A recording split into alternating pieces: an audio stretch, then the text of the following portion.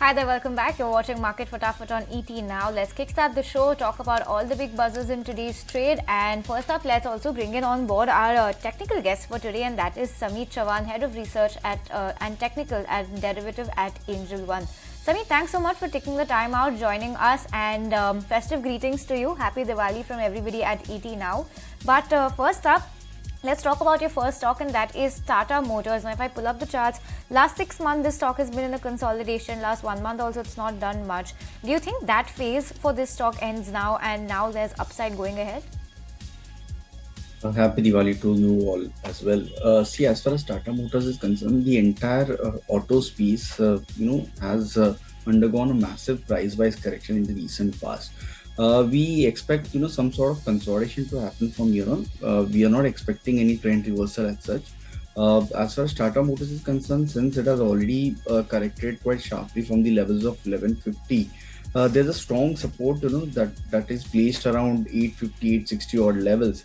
And since last couple of days, if you see from lower level, this stock is showing some sort of resilience. Today also, since morning, we are seeing good traction in this counter. So at least a short-term trading bounce is on cards.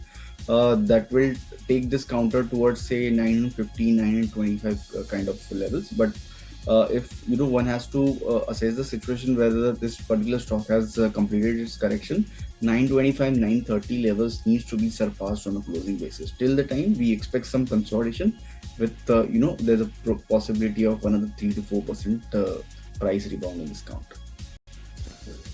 Alright, that is Tata Motors on the charts, but a counter that is doing pretty well for itself is Yes Bank. In fact, it's posted some strong set of results. It's trading with gains. It was trading with gains of almost 7% in the morning. It has given up those minor gains, but still nonetheless trading with gains of 6.4% right now. But let's take a look at how the numbers have fared. The bank has reported a 145% year-on-year increase in standalone net profit to 553 crores for the quarter 2 ending September 30th. The lender's interest earnings during the quarter amounted to 7,730 crore rupees, marking a 15% increase from 6,711 crore rupees reported in the corresponding quarter of the previous financial year. Now, Yes Bank's NII, or the net interest income, also grew a 14.3% to 2,200 crore rupees compared to 1,925 crores in quarter 2 of FY24. Now, further, the Yes Bank's asset quality has also improved, with gross and net non-performing assets falling to 1.6% and 0.5% respectively, in quarter 2 as compared to 1.7% and 0.6% in the previous quarter. Strong set of results coming in for Yes Bank. It is soaring away in trade with gains of almost 6.5%.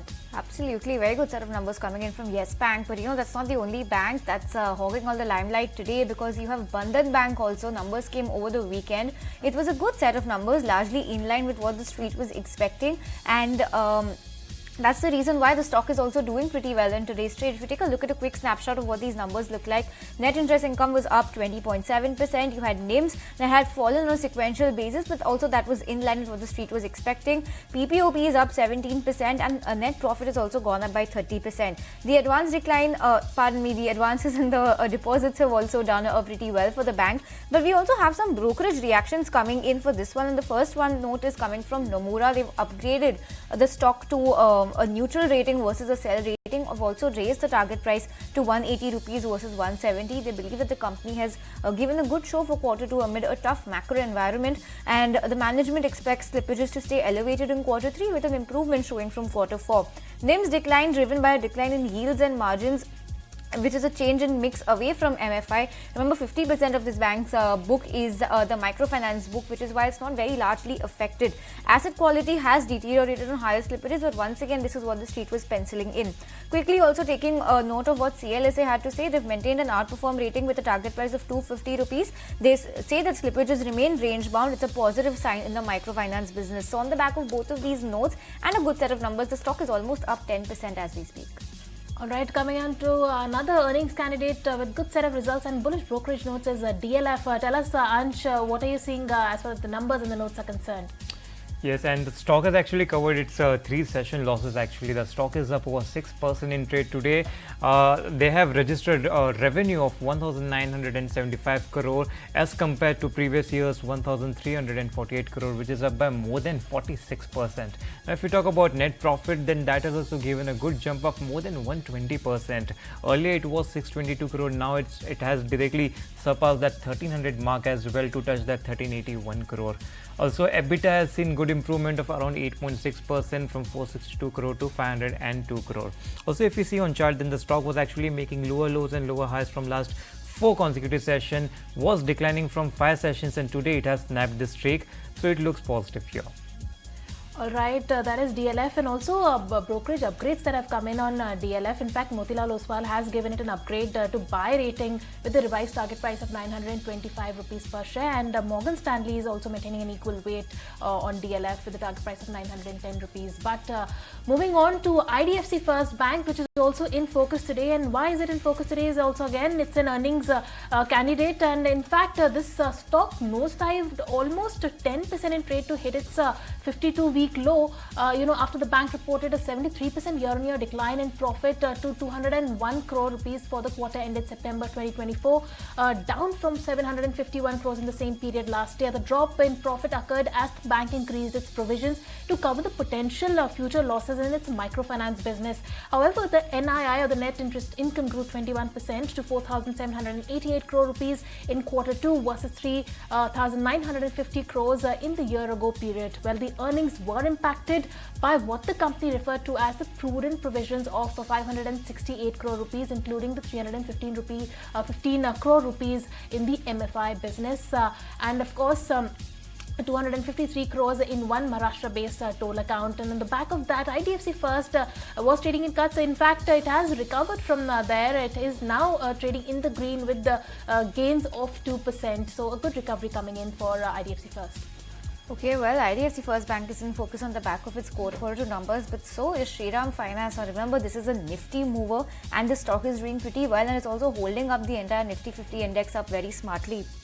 Let's take a look at what the quarter 2 numbers look like. Net interest income is up 18.9%, coming in at 5,464 crores. PPOP is up 14.5%. You have net profit that's also surged by 18.3%.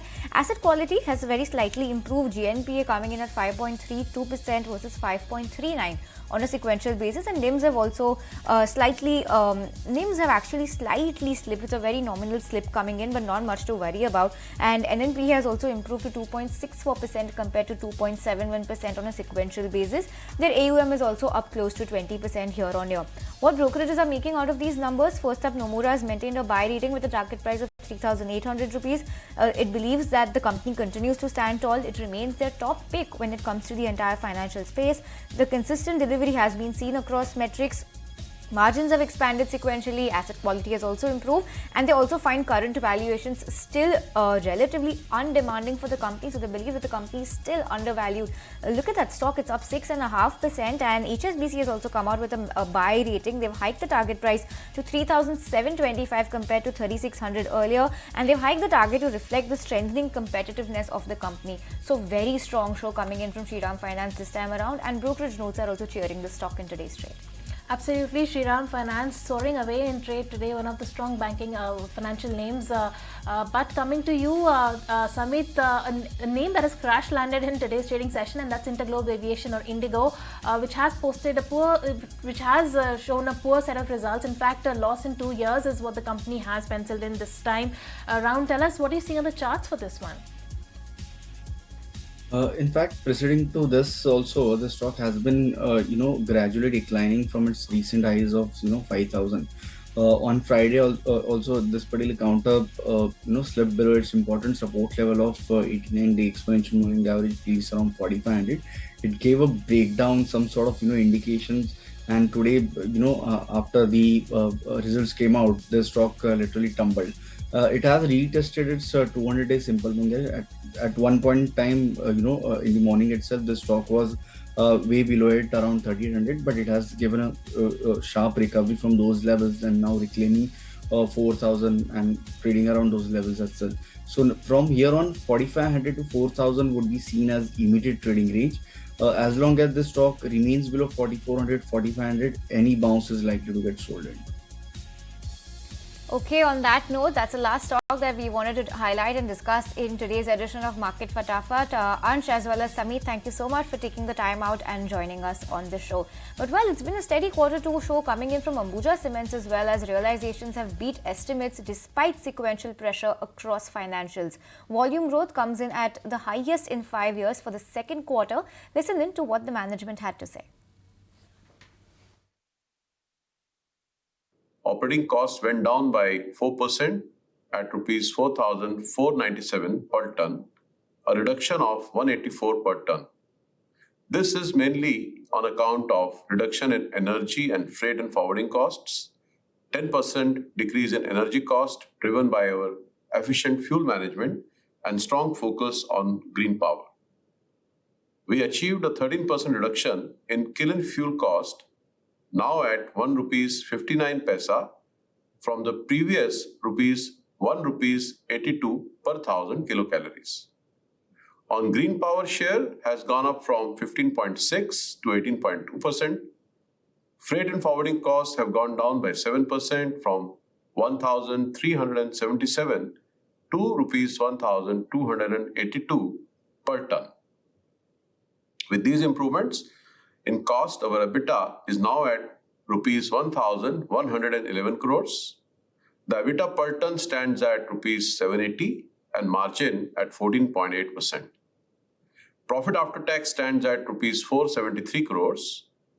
Our consolidated cash and cash equivalents at the end of 30th September 24 remains at rupees 10,135 crores.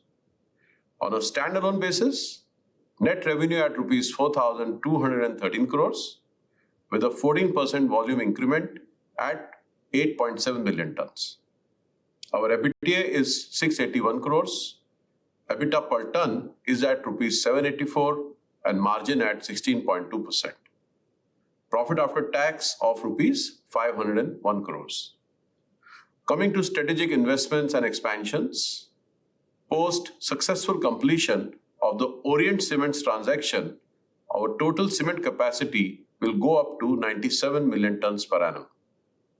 Multiple acquisitions are adding to the economies of scale, greater efficiency, better use of resources, and long-term environmental sustainability.